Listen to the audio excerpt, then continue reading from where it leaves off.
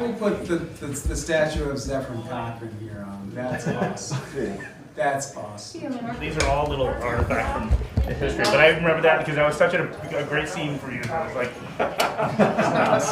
It's fucking awesome. Just awesome. Amazing, right? Appreciate that. oh, So cool. So cool. excited to have you back. We're so thrilled to have you here. I'm really excited to be here.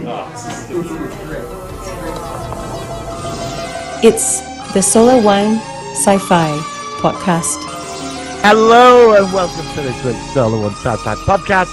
After many fuck-ups and technical problems, we've finally got here, and excuse me for my language, but I'm very annoyed at the Mandalorian. And Star Trek Picard is marvellous, Yes. and I'd like to present to you from the planet Riser itself, Well, hey. in a city called Portsmouth on Riser, I present to you, aka Co-Club Michael Ball. And You said please- you said you're going to produce me. Does that mean that I'm your son or something? Is that what you're God. saying? Oh, God, right. Oh. Dada! How are you? It's Tuesday. It is Wednesday. It's midweek. It's How's it lunchtime when we're Wednesday? recording. I'm at work as well, but I managed to get an hour off to get this recorded because we've always got so many things on. How's sunny London? Are you enjoying the rain and the drizzle and the most miserable March we've ever had in the history of the universe in the UK, weather-wise? It was on Monday. Some were out, and it was just there were nice moments during the day, you know, and then, well, I've just written it off again. Yeah, you it's know, been this shite, moment. isn't it? Ever since I moved house, the weather's been shite. It's been 5 months now. Yeah. Ridiculous. So is it your fault then? That was Yeah, getting I've all jinxed this it. I weather? think this is because I moved house. I've jinxed the weather. I've changed the climate now. Right. Forget pollution and I forget CFCs and global warming and carbon monoxide. It's my bloody moving house. I think I've jinxed the planet. We haven't been on last week. We didn't manage to get around to it because we had too many things going on. Which we try to be consistent, don't we, Marty? Oh, I like the mug, by the way.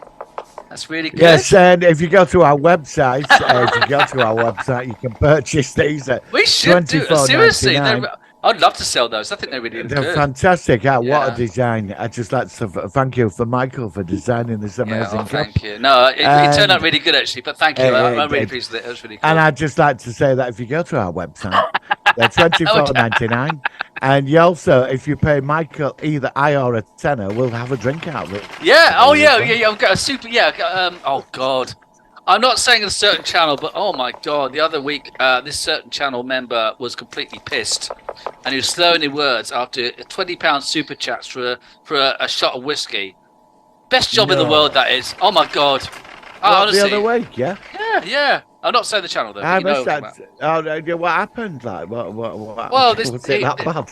He had quite a few super chats, shall we say? And in the end, he was like, "It's really gone to my head, but if you give me another £20 or 20 super chat, I'll talk about warp the cells." And another So, guy, as you can see in the advert, what Michael's done for our mugs on our website, $24.99. If you pay Michael £25, he will get have a absolutely shot of pissed and talk about science fiction. Jack Yeah, Daniels. if we did that, that would be the best job in the world. Honestly, I'd be getting pissed every night on that. That'd be great. It'd be lovely. I probably wouldn't live very long, but it'd be good fun doing it while it's. Well, I'd like super chats. I'd like super chats. I can't do it, and I've You know, got 5,000. I got No, I 5,000 can't. new subscribers this month, which is incredible. No, I know. Right, that's big, and I can't make any money off YouTube, and it's a shame because I put a lot into it, and I can do with the money at the moment after moving house. But anyway, look, I don't do this for the money. I do this because it's a hobby. I like talking to like-minded people like yourself, and also just to say, I'm going to be on Side Trek, although it'll be actually after this has been released on Side Trek with Jay. And we're going to be talking about all sorts of things, and he's a really nice guy. He's coming back, by the way, at the end of the season. We're going to review Picard in its entirety for season 3, and I'm looking forward to talking to him and getting his perspective because I look forward to that. Yeah, it's going to be a really good one, and hopefully Trek Fan 68 might be involved as well. So I mentioned to him about it, and it'd be nice to have him back as well. So It'd be nice to have him on. yeah, But I would like to share for $24.99 on our website. Have you got any whiskey in there or what? You haven't got a shot yet. I'm sorry. No, it's fine. Now listen, we're going to be talking Cost about of living crisis. Cost of living crisis. Oh yeah, exactly. It's a way of actually yeah, making money. yeah. Now we're going to talk about Day of the Triffids, the 1963, I think it is, film with Howard Keel. But do you know what? We will talk about that, but I can't wait. We're going to talk about the latest with contemporary new science fiction, i.e., really the show which is going to be overshadowing everything this year by far. Star Trek Picard season 3. We're now up to episode 6. What do you think about it? I have checked out your review on your YouTube channel by the Gods of Science Fiction, but tell us what you think on this podcast. I did a 10-minute review and I couldn't get everything in. Oh yeah, exactly. I just couldn't get everything in. It had been 30 minutes just to get every minutiae of detail in there. This series so far has been the best thing I have seen this year. And people are going to shoot me down for this, but I'm sorry. The Mandalorian, I love the Mando. Oh, I know. But compared to this, I know I shouldn't watch them both together. You can't help it. They're releasing the day after each other. I know, but and they actually finish on the down, same. They finish exactly the same week, like the Thursday and the Wednesday. Why? Hang on, your Skype's playing up. Hang on, wait for it to catch up. But this first, and I watched it again. No, you're frozen. Oh, yeah, that's right. Say that a bit again because Skype's playing up. Right. Okay. Right. Take 2. Go. Right. For $24.99, if you go to our website. Right. Sorry. I'm sorry. I've got on. Go on. Right. Right. I'm gonna get on with it. Right. Now, I watched it before I watched The Mandalorian. The Mandalorian, it's been all right, but it's been rather underwhelmed for me. Yeah. Star Trek Picard, this is what I'm just comparing it. Star Trek Picard has just blown me away. I had a tear down my eye when I saw the ships. Oh my God! You even saw Chancellor Gorkon's ship. You saw the NX-01 in the distance with a secondary hull. You saw Voyager. You saw Defiant, you saw Excelsior, you saw Stargazer, you saw the Bounty, you saw every bloody ship. Everything. Enterprise A as well. How can you forget the Enterprise A? Yeah. The first time we've seen that in canon, the Constitution Class 2 ship since 1991, out of reference. So it's been a bit of a while. I just don't know what's. I just can't believe how great the series is. It's just what the hell.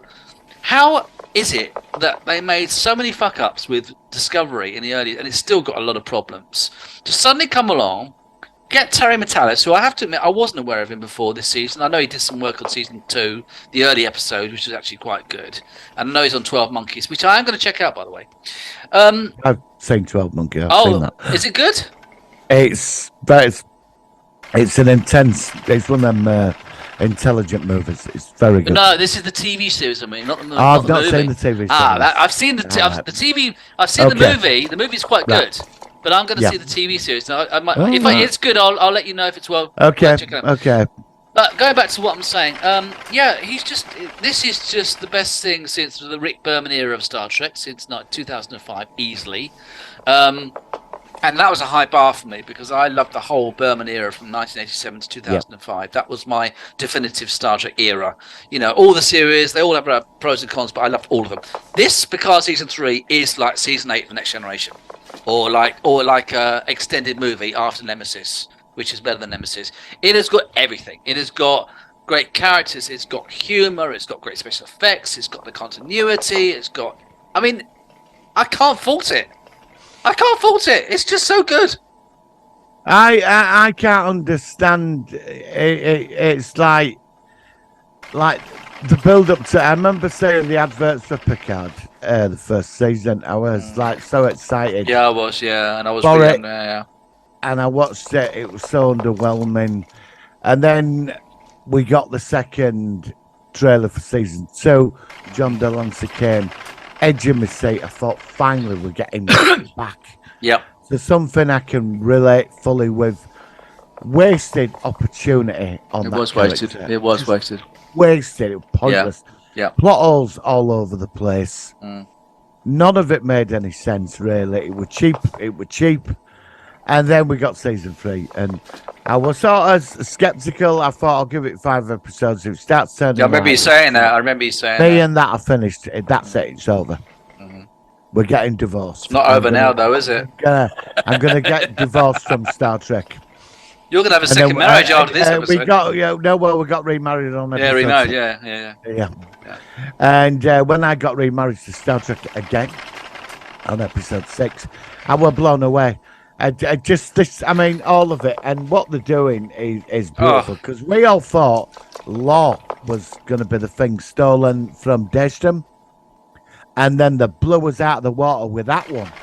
You know, I know. I mean, we saw Law, an amalgamation of Law and Data, and Lal finally got a mention, and also James T. Kirk. Yeah, I think, from what I understand, that's not going to feature predominantly. I think it's almost like an Easter egg kind of thing. But they've kept him there. That's so they can bring the character back at some point. Yeah, but whether they do or not. Yeah, it could be. I mean, William Shatner's 92 now, so if they're going to bring him back, they've got to bring him back soon. Yeah, but they'll bring a new somebody, or deep fake him or something, or get the actor that plays they'll do something. But it's funny, why is he in the Dayston Institute? Why is his body in there? So his body was taken from that planet at the end. Viridian 3. I don't know why. Yeah, I thought that was a bit weird myself. But I mean, look. Yeah, I thought I saw his name. I thought, what? James T. Kirk? Leave him Viridian 3. That's where he's buried. I mean, I'm not sure. I don't know yet. I mean, if they don't give any more explanation of that, then I won't be that impressed, because that wasn't necessary. If they do, then good for them. But I've got the feeling it's not going to be pursued. But the Picard body will be pursued. Now, I think this. Okay, speculation. I think that there is some link to when Picard was Locutus of Borg, and his dead body has nanites or something in there, which can be a threat to these rebel changeling faction. I also think, and it sounds a bit weird, that maybe some of this was incorporated into Picard's DNA, so when he fathered Jack through with Beverly, that there's some element of that in Jack as well. And that is, they're sensing it indicates to me that Jack is either something they need for their own ends, or him and Picard are a threat. I think the third Jack. I think the third him. So you think that's what I'm potentially wondering, whether there's some. Because my theory is along similar lines to yours, but it does slightly diverge. Well, yeah, okay. I think that this is because the changelings. There's something, when Crusher examined the dead body, she said, like, it's not like how the not like a regular, they're mutated. She said she said they're evolving. They're evolved, that's it. So is something happening? I think it's got something to do, we're going to go back to Deep Space Nine. You think we're going to actually go to Deep Space Nine? I don't think we're going to see Deep Space Nine. Maybe not, but I think that when Section 31 created the virus to take out the founders, and then Odo introduced the cure on the break-off faction, something happened. There's been a side effect. It's affected them. Not in it might be changing the revolution, you know? Oh, that's a good idea. You mean the actual... Yeah, Section 31 created the virus, and the virus was then... Odo then gave it to the Great Link. And that's when there was some mutation. Yeah, that's a good idea. That's a good idea. Then he froze the moment. Now wait till you come back. Assumes we didn't. Some slight mutation, and these changelings that broke off, that maybe the other changelings are embracing it. I don't know. It's something. There's something like this because there's something not right with them. Yeah, they're not acting like normal changelings.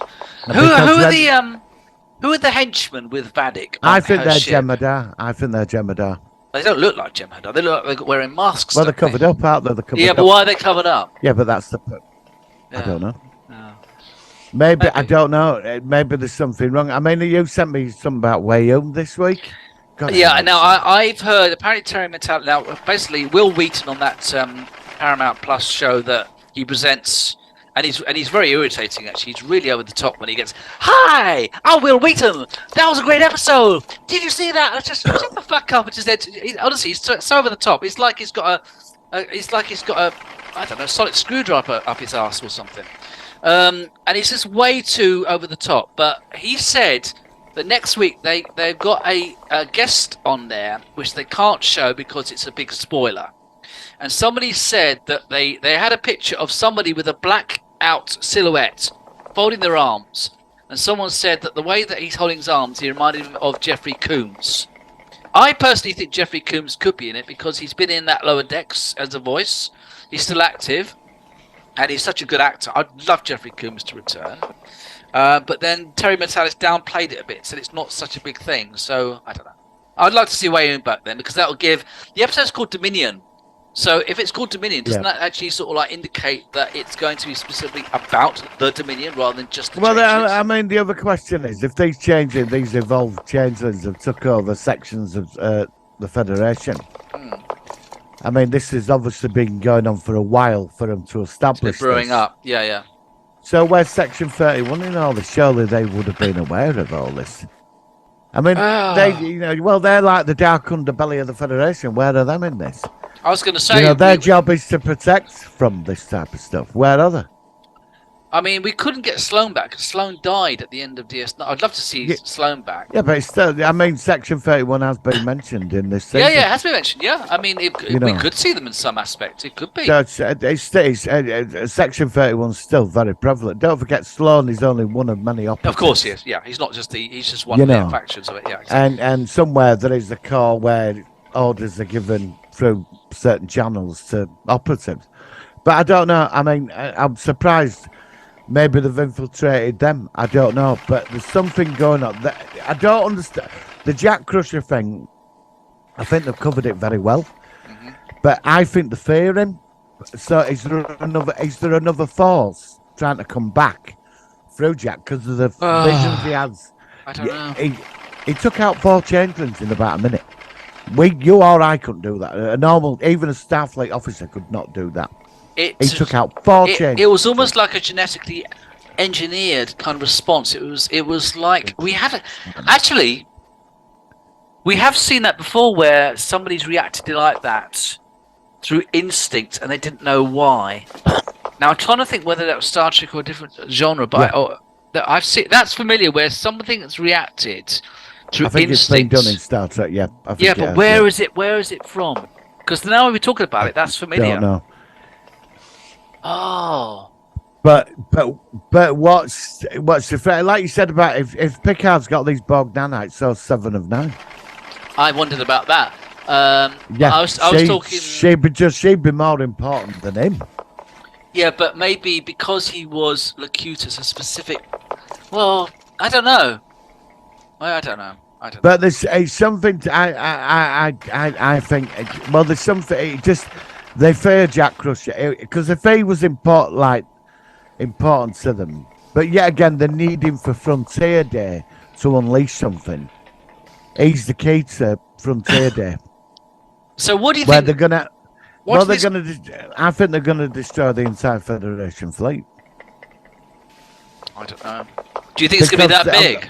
Do you think it's gonna be that big a thing? I don't think you can have the entire bloody battle fleet all in one place, are you? Well, isn't there like 15,000 Federation starships in the fleet or something? Well, yeah. I mean, you've got a massive it's 8,000 light years across is the Federation. Yeah, but I know from what I gather that most of the Federation fleet are going to Frontier Day, aren't they? Yeah, but surely they're going to keep hundreds of starships on. Yeah, they can't have everybody. You're not going to put every bloody ship you've got in one place to take them out. It would be a way of getting rid of a big chunk of the fleet. Yeah, it would. So, but there's something on Frontier Day. They're going to take out the fleet, or they're going to let something in. But they seem to fear him, but they also want him. But what's the other force that's doing the thing? They do want him. I don't know. And then there was that thing with Valdek when she turned up and got Riker. Yeah, and Troy at the end. She seems to be scared of that thing she talks to. Seems absolutely terrified of it. Well, what is this thing? Because it's like a part of her hand, and then it separates, it floats and talks. It looks. Yeah. I mean, is it a changeling or is it something else? Is it part of the Great Link? I don't know, but they all fear it. Somebody online, they had a grab at the image of it, and they said that they looked like a shape of a spoon above the head, and someone was saying maybe it's something to do with the Cardassian. Maybe it's like Yeah, it could. Well, no, Ducat was killed though, wasn't he, by the Pile Wraiths? Well, it's Roman. Ducat's trapped in the fire cage with the Pile Wraiths, isn't he? He was supposed to be trapped forever, wasn't he? Yeah, I think so. Yeah. Oh, actually, you know what? I honestly, I never thought we'd be talking about this again. All our favourite shows in Star Trek, and everything's back in 2023, and this stuff. I know. We've not been having anything new in this era since 1999 when Yeah, DS9 finished. and it's took 5 fucking seasons of Discovery. Oh, stop that. Which they messed up. And now it's been then we cancelled. got 2 awful seasons of Picard. 1 decent season of Strange New World, and Picard's finally. It's only took them 5 years, 6 years They to got get there. Star Trek They back got to there. where it is. Strange New Worlds, from time of recording, was only just been announced that season 3 has been definitely commissioned. Yeah, So we're going to get season 3, but that'll be next year. Because they've already done season 2. They'll be filming season 3. They're going to be tweaking the end of Discovery, but God, I tell you one thing: isn't it going to be strange going back to Discovery next year and seeing what they're going to be doing after what we've seen with Picard? Is Sarah Metellus doing Discovery? No, Is he doing the? no. It's not. Is it Kurt doing still doing final season? I don't know who does it, but I think it's the old gang that does the. Oh, well, season they're just gonna mess it up. Yeah. Do you know what I mean? But when you watch Discovery and you're having a crap episode, remember, Just put on for Picard season. $24.99, you can buy a cup, and it'll make it seem so much better to watch, won't it? You know, you can pay me or Michael to have a quick drink for 10 quid. You know. I'm sorry. It's true though, isn't it? It's true, isn't it? And also, I have got the T-shirt on as well. So if you want the T-shirt. Oh, I love it. Oh, Yeah. God. I mean, it's like you get a lot of these, like I said, a certain channel we follow, it does a lot of begging. And we're not actually serious. I'd love to make money, but oh, God, don't beg. Just you know. And I stopped watching it. I was such a fan, you know, in the beginning. Oh. I was a massive fan. We're not going to say which channel it is. But I was such a massive fan, and now I've not. I think last time I was surprised you watched it the other week. I did. Just saw the basic same shit still going on then, and I just can't bother with it. I just don't bother now. Well, if you're watching this, I suggest you check out Sidetrack because he's. Yeah, Now definitely. he's got a lot of Jay at Sidetrack's a really nice guy, really supportive for us, and he's been saying all sorts of things about apparently. First of all, Stargate fans, they are sort of umming and ahhing, but there is going to be looking like Stargate potentially. It's not definite. It could be coming back in one form or another. Hopefully a TV series, but it's still in the air. And it's at that stage where they want to commit to something, but if they don't agree to it, they don't work it out, it could still all fall through. So it's getting there, but it's still in that precarious position. But he's also been talking about his sources, and he's been saying that apparently he knows people in the business, shall we say, and of course he's not going to elaborate, but he's been saying that apparently they are very impressed with apparently Picard's viewing figures for season 3 started off low, but now they're really starting to shoot up because of word of mouth. And apparently the Paramount execs are like, oh, okay, this Terry Metalis guy, he's done. And like I looked at Rotten Tomatoes today. It's got 100% fresh for the reviewers and 87 fresh for the non-professional reviewers, like the audience. It's huge, and they're going to want to carry on doing this because it's so good. I think the future is forget all this going 800 years into the future. Oh, don't worry about that. I don't think they're going to go there after Discovery. I think that would just be where they need to go now. 25th century. It's the 25th century. Yeah. Early 25th century. You've got an established universe already there. Mm-hmm. All of it. Beautiful canon. Fantastic. Free TV series, all from the 90s. Beautiful background canon from Cardassians, the Dominion, the Q, all of it. And what you do is you re-enter that time frame. Yeah, which they are doing now. They're doing now. Yeah. Not a problem. You can get the new Enterprise. But what you do is you get one star out of this series, and you put him on the big chair, and it's Mr. Worf. That's what you do. Worf to me is the star of this series. I think it would be. I think it would be 7. Put him on a starship, and do you know you make his second officer? 7 and 9. 7 of 9. Yeah. I was going to put her on the captain's chair actually. You could put her. I was just about to say that. You put her on. You have to admit, Jerry Ryan. My God! First of all, she looks stunning for her age. She hasn't changed a bit from. Obviously, she's a bit older, but she's really, and she is really. She just knows the character so well. I'd love to see her as like. Do you know how like she was like Janeway, and she used to fought with Janeway in Voyager? Well, imagine her being the captain of Star Trek Titan or 7 of 9 or something. Well, that's what you do. And she's popular. She's light, and she's a great actress. So you start with that. Worf is great as well. Don't get me wrong. Yeah. And then what you do is you get LaForge's daughter. Sydney. You keep her. Yeah. I like Sydney. Keep her She's really on good. the Elms. The Elms. You get her sister down in engineering. So you why not? Yeah, have the both on there. Yeah, that'd be good. Right. Yeah. Then what you do, you could bring Worf in as the second officer. You could even get Alexandra along. Imagine getting Alexandra, Worf's son, along at some point. Yeah. That'd be cool. Well, you could, but what you do with, like, she's the captain of the ship, you bring in the Janeway arc about she's the admiral over her, and they have to start some situation where she's called in. Oh, there's some issue with those two. And it's like mother-daughter relationship thing. Yeah. And the Titan, they go to a new section of space, and there's some threat and exploration, a bit of Federation corruption, add a bit of Section 31 in, but all the usual tropes in, but give it the mission. The Titan's on this mission. Make it 12, 14 episodes a season, and then from there, from that one series, you build another series set in that time frame about a space station, a star base, or another starship. Forget I'm not into Starfleet Academy. No, nobody wants that. No. If we or want Section 31. I'm not bothered that Section No, I like Section 31, but they can't. I don't want it for a series, though. I don't want a series for it. No, they just pop up in the background. I'm happy with that, but not in That's series. where they belong, and that's where, because they make a great story to bounce off. Don't give them a series. And then from this series with 7 of 9, you enter another series, 2 years, a year down the line, set in the same time frame. Crossovers. Somewhere else, yeah. And then from there, you do another series. So you've got 3 concurrent series, all running in the 25th century. I think you're going to have... written by Terry Metellus. Well, I mean, obviously you've got Strange New Worlds as well, which is like a prequel now, but I'm okay with that, because I think that's solid as well, and that's a Biden team.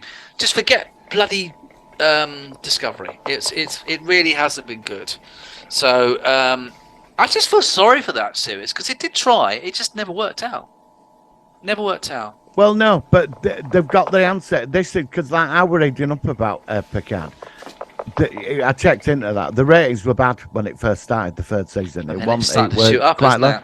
But word of mouth, fan base, even people are watching it. Everybody's saying it's normal people that aren't into startup, but they all watch. Everybody. Yeah, but it's well written because they explain all the continuity, so people don't get lost. So you say you're like back in the 90s, you want a startup fan, but every Tuesday night you sat down and watched TNG because you just like watching it. You're not like diehard fans like you or I, but you're just a normal person that just watched it and thought, that was a good episode.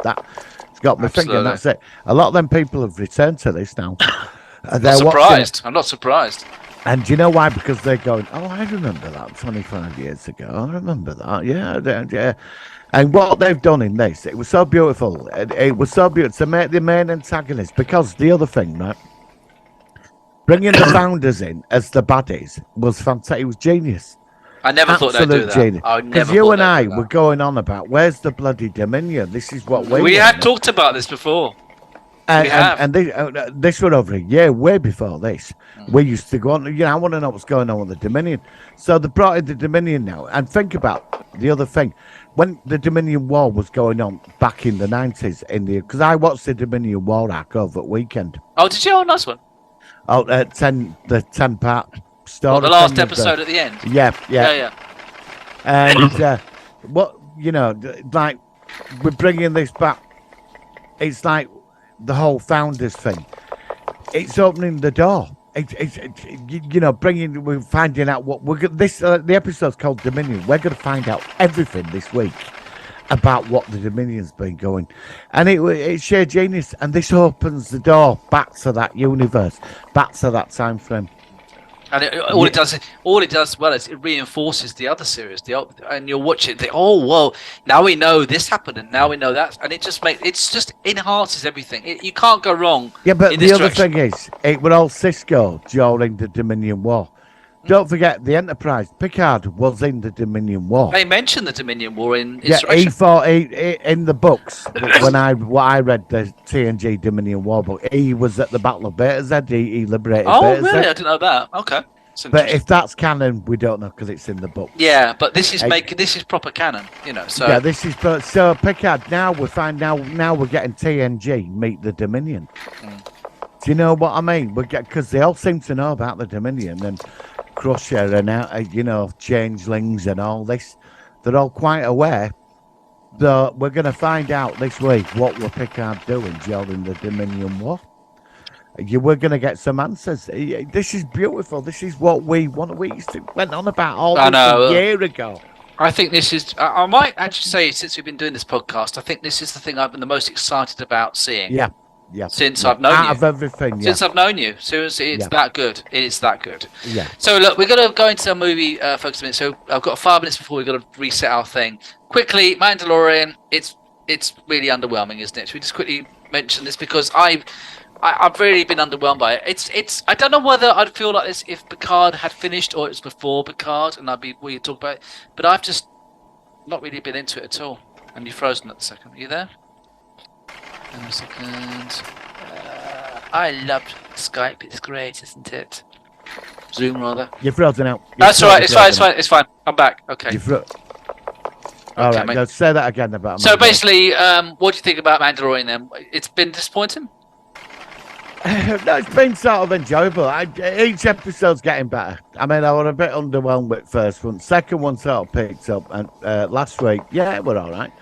It wasn't hitting the edges though. Do you know what I mean? It were almost there, but So we've seen 4 episodes, haven't we now? So we saw the one with Dr. Pershing. And then last week's was the one with the what was last week's one? I can't remember what it was about. I'm a bit annoyed what they've done with Republic about the brainwashing thing. Made them worse than Empire now. Yeah, because the whole point of the Star Wars movies is that the Force of Good won, but the New Republic don't seem to be much different than the Empire. Well, no, I mean, a friend of mine did come up with an answer to it. He said, well, if you've got hundreds of thousands of ex-Imperial loyalists, you can't lock them all up. So what they do is they put them on these games. They're not totally brainwashing, but they remove the urges of that loyalty towards the Empire. But it's still brainwashing. Yeah. You can sugarcoat it as much as you want. Well, go on. Yeah, no, go on. You. No, I was just going to say, I just think it's a shame, going back to what we said, that it was on during the same time as Picard. It's really, because we're going to have months with nothing on, and it's really been overshadowed. So, where do you think it's going to go then? Well, I think Bo-Katan could become the villain. Okay. Not like the villain, but she's like suddenly when she got took in by that clan. Okay. I think she's sort of realising that if she follows this is the way, and she got that when she saw the Mythosaurus. I've looked into what the Mythosaurus is, and I thought, is that it? I don't. They're making some big thing about it, but I think she's going to try and go for leadership at Mando's. But I think it's his destiny to become the leader. I think Moff Gideon might be coming back this week as well. I've heard, not confirmed, but I think he's coming back. Yeah. Isn't he not going to be for Ahsoka? Aren't they going to say that his character for Ahsoka? Yeah, no, but he's behind all the machinations of what's going on right now. Do you know what? I think the problem, like I said, we've only got a minute before we're going to bloody Zoom. I just think that the episodes have been good, but there's not been a really big arc. It's not been a really big what's going on in the background. It's been more standalone episodes. And maybe that's whereas Picard has got a big thing going on in the background. It's all brewing up. And maybe that's the aspect that I'm finding is missing from Mandalorian. I think the building on it, the building to Thrawn's appearance, they've got the actor. I've seen picture actors playing for. Yeah, I think I saw something on Facebook. I should have read it actually, but they were saying from this season we're going to say he's behind everything. All right. Well, look, So we're going to go apparently- into a movie now because this Zoom time is timing us out. I've just got one thing to say. Go for it. You know, for $24.99 on our I know. How much is it for a shot? and for £5 you can see Michael drink out of a $24.99 mug a shot of Jack Daniels. So please send in the super chats and donate to the channel. Right, on that note, let's go into our focus of the week. Here we go. It's the Solar Sci-Fi focus of the week.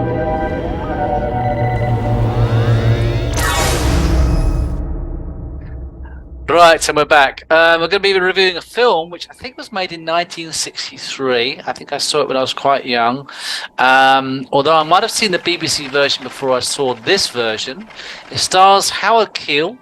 It also features the actress who played Susan in Doctor Who. I can't remember her name. Caroline Ford, I think her name was. Yeah. And that was The Day of the Triffids. A film which... I've always actually fondly remembered. I think it's overshadowed with the BBC 1981 version, but in its own right, it has some good moments. So, Martin, although you've not seen it for a while, you do remember it like I do. What do you think of the Howard Keel version of Day of the Triffids? I have to say it was superior to the BBC remake. Oh, well, yeah, but anything was Yeah. superior to the BBC remake. You know, I still think the original classic TV series was far superior to I the agree. film. Yeah, me too. But the film holds a special place to me. It's sort of more to the book. I like the ending with the submarine, and it's about them surviving and getting to this place to get off, get out of Britain. And it's a good film. Howard Keel, Clayton Farlow in Dallas. That's where he married Miss Ellie. Yeah, I know. That's Dallas, right. I was really And recommended for that. Yeah, and it was interesting seeing him in like science fiction. I think he was a musical star before all that. He was like, Oh, okay. he was like one of them sort of back in the 50s and 40s, quite a big star. Really? Okay. You know, the big film, them like big grandiose. That sort of films that I musicals. really am not into Yeah. musicals and stuff, but Your yeah. granny had, yeah, like Yeah, your my granny's mum would love those. generation. My mum Yeah, loves all these yeah, old yeah. musicals and stuff. So she. My granny used to love watching them because that was her generation, you know. Yeah, I mean, So, it's. yeah, It says here that it's good. It is a good film. I mean, it was a British science fiction horror film in Cinescope and Eastman Colour, produced by George Pitcher, drawn by Steve Seckley and Freddie Francis.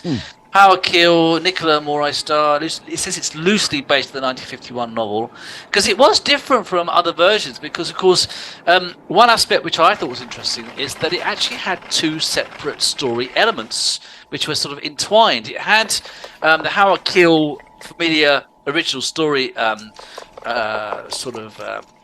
way around it, where it was that basically he wakes up in hospital, he has had an injury to his eye, and he wakes up, and then of course everyone's blind, which again is one of the most creepy aspects of the movie.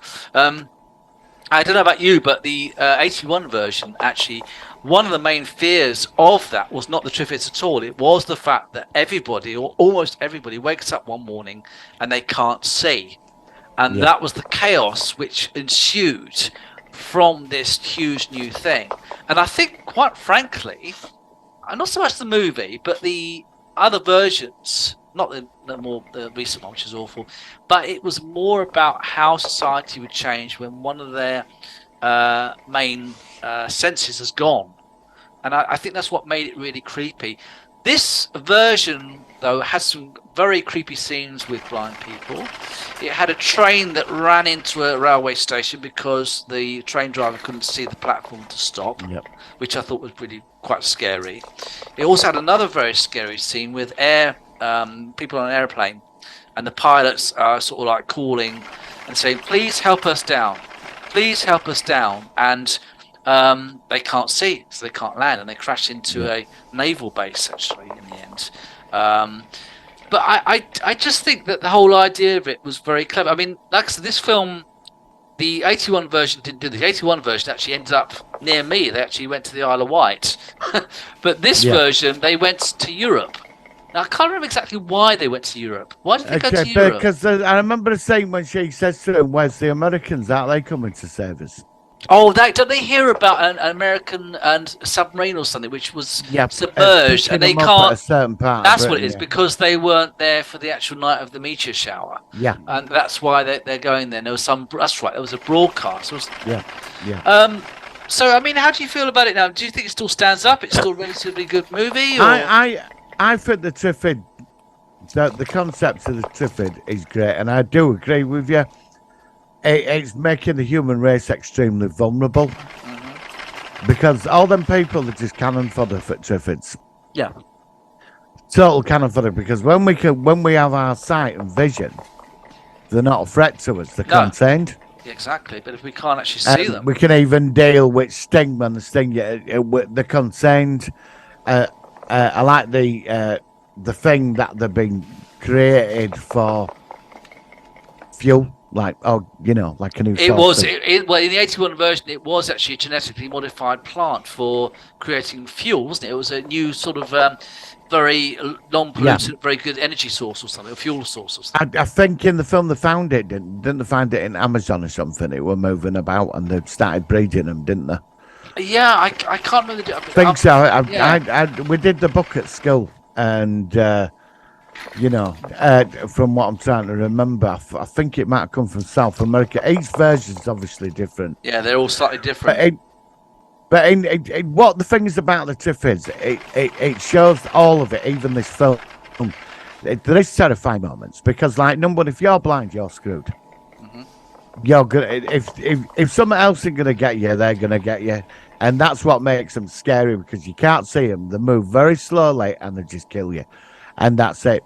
And then the humans that can see, that have survived, can sort of deal with them to a point, as long as they've got the weapons and the tech to sort of. But then it's like humanity, certain parts of it go to this like feudal system, Right. of screwing each other over, and then all the blind, all them are going to be slaves and all this and that, and that's what makes this whole thing fascinating. Simple thing. Everybody looked up at comics on one night, and because it was so 90% of unusual. the world Exactly. could not see. Society breaks down in 24 hours, and then it's survival of the fittest. Do you know what though? That was such a clever sci-fi idea. Beautiful. And no one's ever done that sense before. Taken away. And not a disease. sense. Not a disease. People Yeah. aren't ill. No, It's not like zombies. and it's or, not the Triffids. No.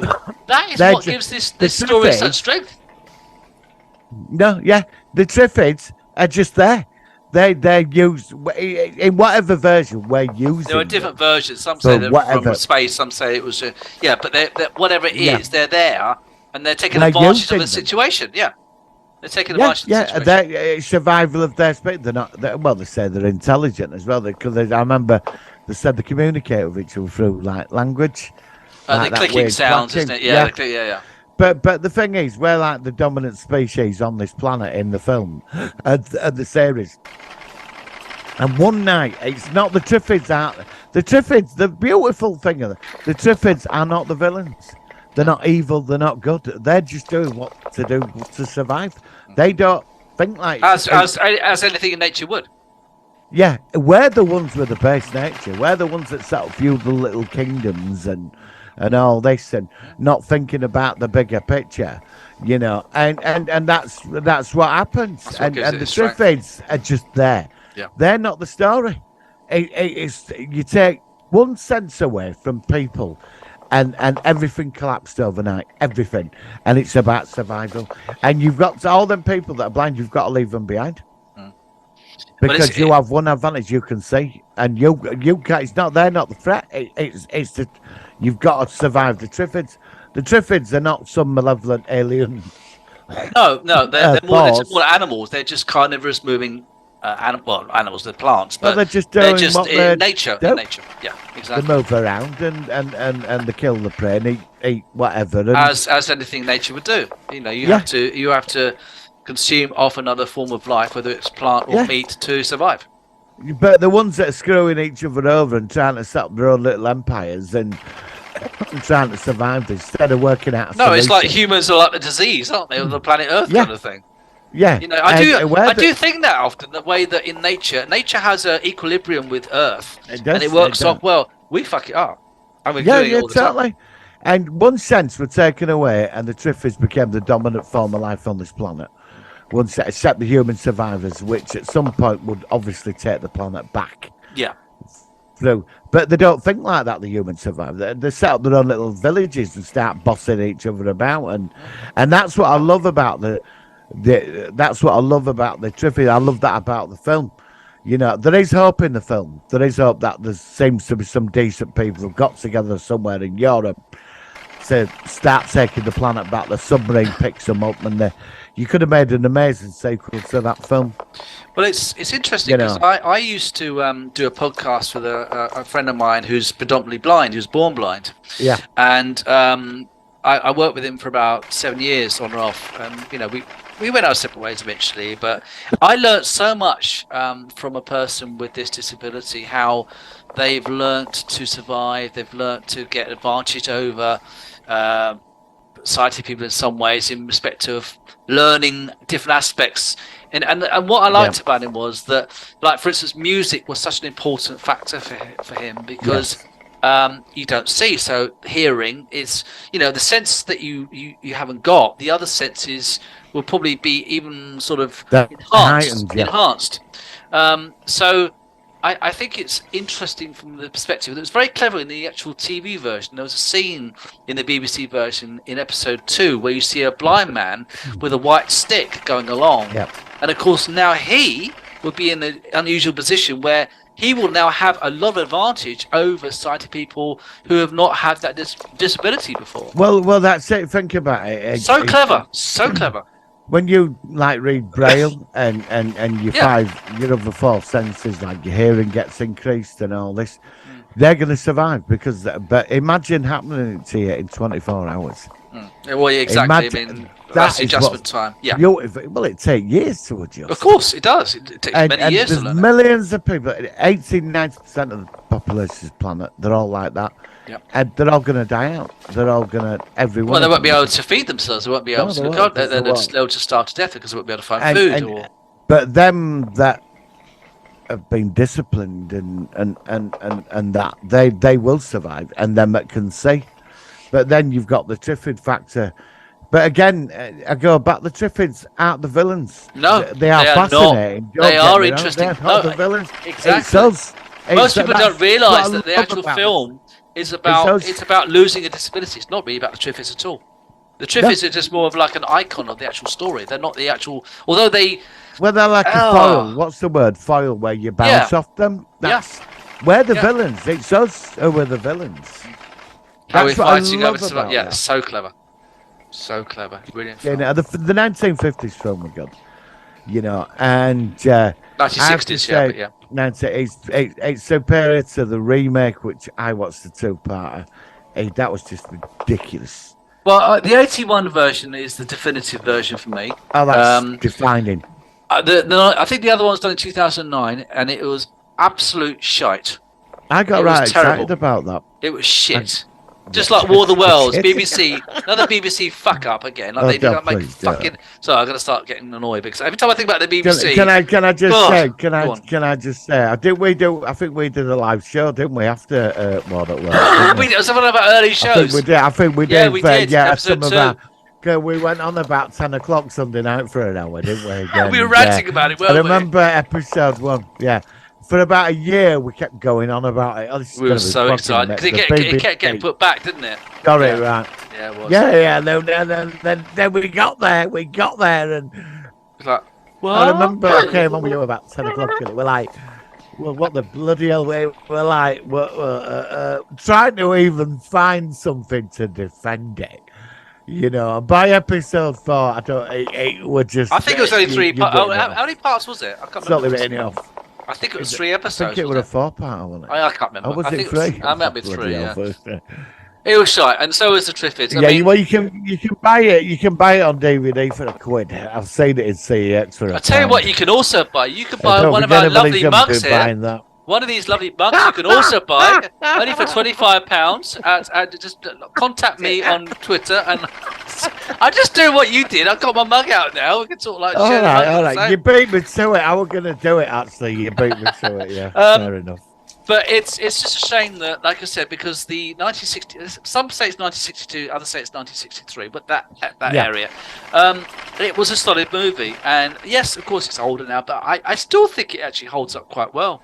It I think reminds it's a me good of a movie. Hammer movie. Yeah, I can see that. I can see Hammer. I don't know why. It's one of them. It reminds me of. Yeah. Every It's got time that feel to it. I didn't know. I thought it was Hammer. So you said to them. No, it's not. Like No, it's not a movie, Hammer movie, but it's like a Hammer movie.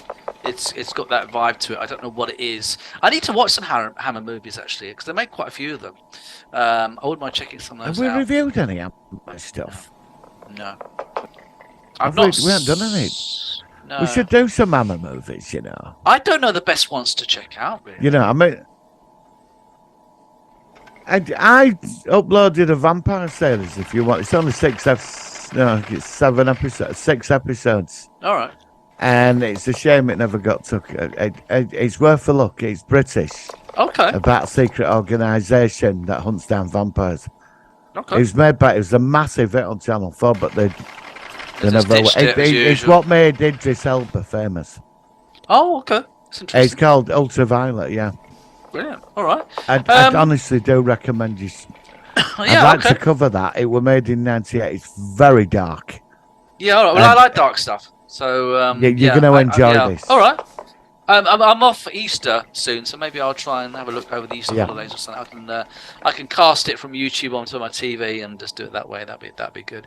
So to sum up, then I suppose rating out of 10, what would you give the Day of the Triffids? Howard I'm Keel's going to be version? generous. Obviously, I'm going to give Picard 10 out of 10. Me too. 10 That's out of 10. Mando. Yeah. Going to give the Mando 7 out of 10. I agree. But this is the drum roll.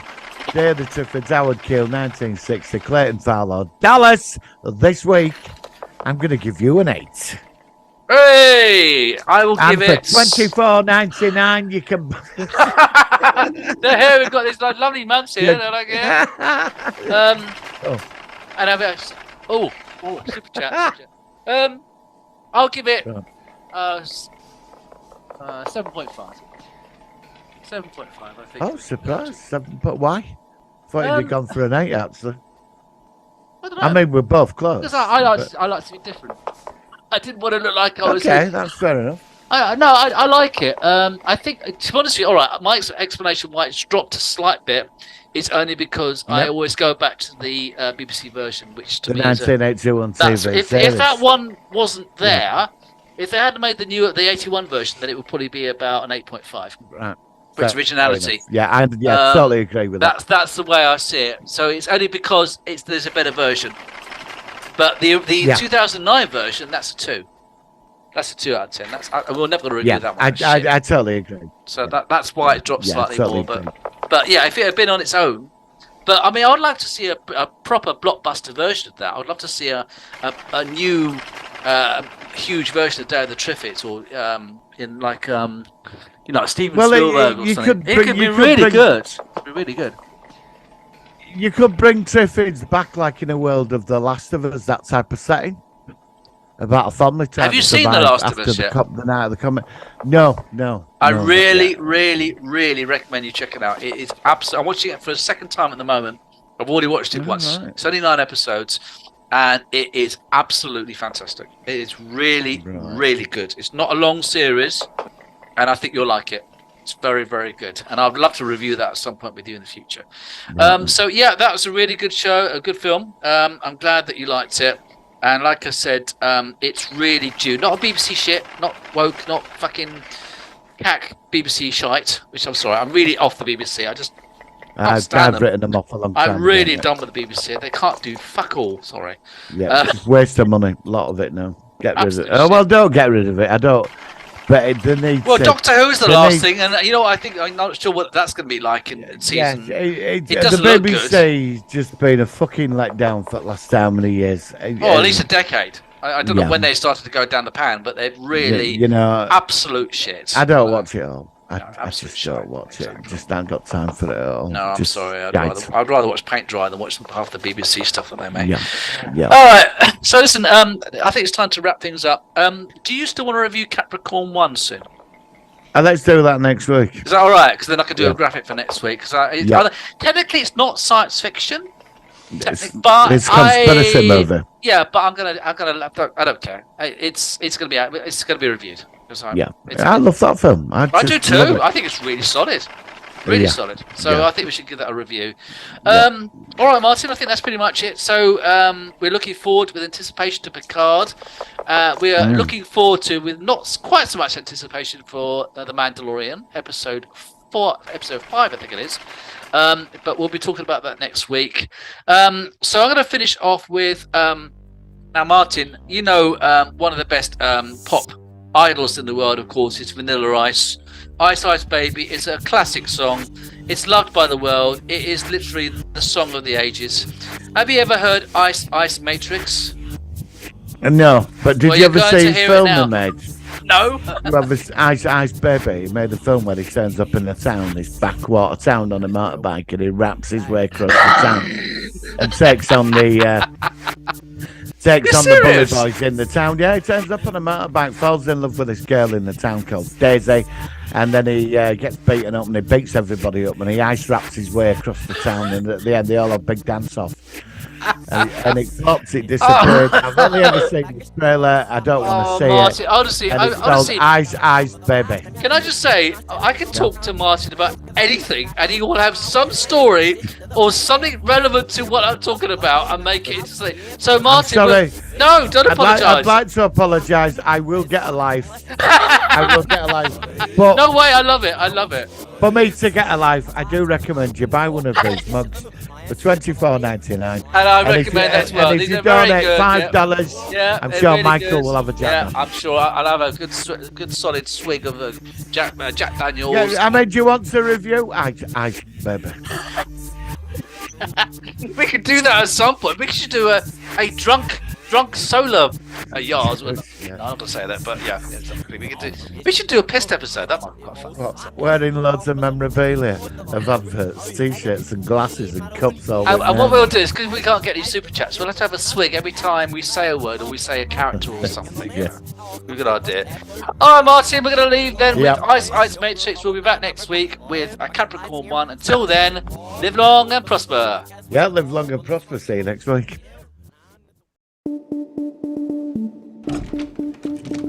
Yo, VIP. Let's kick it. Ice, ice, baby. Ice, ice, baby. All right, stop. Collaborate and listen. Ice is back with my brand new invention. Something grabs a hold of me tightly. Flow like a harpoon daily and nightly. Will it ever stop? Yo, I don't know. Turn off the lights and I'll glow. To the extreme, I rock a mic like a vandal. Light up a stage and wax a chump like a candle. Rush the speaker that booms. I'm killing your brain like a poisonous mushroom. Deadly. When I play a dope melody, anything less than the best is a felony. Love it or leave it. You better gangway. You better hit bullseye. The kid don't play. If there was a problem, yo, I'll solve it. Check out the hook. While my DJ revolves it. Ice, ice, baby. Vanilla. Ice, ice, baby. Vanilla. Ice, ice, baby. Vanilla. Ice, ice, baby. Vanilla. Now that the party is jumping, with the bass kicked in and the Vegas are pumping, quick to the point, no faking. Cooking MCs like a pound of bacon. Burning if you ain't quick and nimble. I go crazy when I hear a cymbal and a hi-hat with a souped up tempo. I'm on a roll, it's time to go solo. Rolling in my 5.0, rag top down so my hair can blow. The girlie's on standby waiting to say hi. Did you stop? No, I just drove by, kept on, pursuing to the next stop. Busted a left and I'm heading to the next block. The block was dead, yo, so I continued to A1A, Beachfront Avenue. Girls were hot wearing less than bikinis. Rockman lovers driving Lamborghinis. Jealous. Cause I'm out getting mine. Shay with a gauge and Vanilla with a 9. Ready for the chumps on the wall. The chumps acting ill cause they're full of 8-ball. Gunshots, rings out like a bell. I grabbed my 9, all I heard were shells falling on the concrete real fast. Jumped in my car, slammed on the gas, bumper to bumper. The avenue's packed. I'm trying to get away before the jackers jack. Police on the scene. You know what I mean. They passed me up, confronted all the dope fiends. If there was a problem, yo, I'll solve it. Check out the hook while my DJ revolves it. Ice, ice, baby. Vanilla. Ice, ice, baby. Vanilla. Ice, ice, baby. Vanilla. Ice, ice, baby. Take heed, because I'm a lyrical poet. Miami's on the scene, just in case you didn't know it. My town, that created all the bass sound. Enough to shake and kick holes in the ground. My style's like a chemical spiel. These are rhymes you can vision and feel. Conducted and formed is a hell of a concept. We make it hype. And you want to step with this. Shay plays on the fade, slice like a ninja, cut like a razor blade. So fast, other DJs say, damn, if my rhyme was a drug, I'd sell it by the gram. Keep my composure when it's time to get loose. Magnetized by the mic while I kick my juice. If there was a problem, yo, I'll solve it. Check out the hook while D-Shay revolves it. Ice, ice, baby. Vanilla. Ice, ice, baby. Vanilla. Ice, ice, baby. Vanilla. Ice, ice, baby. Yo, man, let's get out of here. Word to your mother. Ice.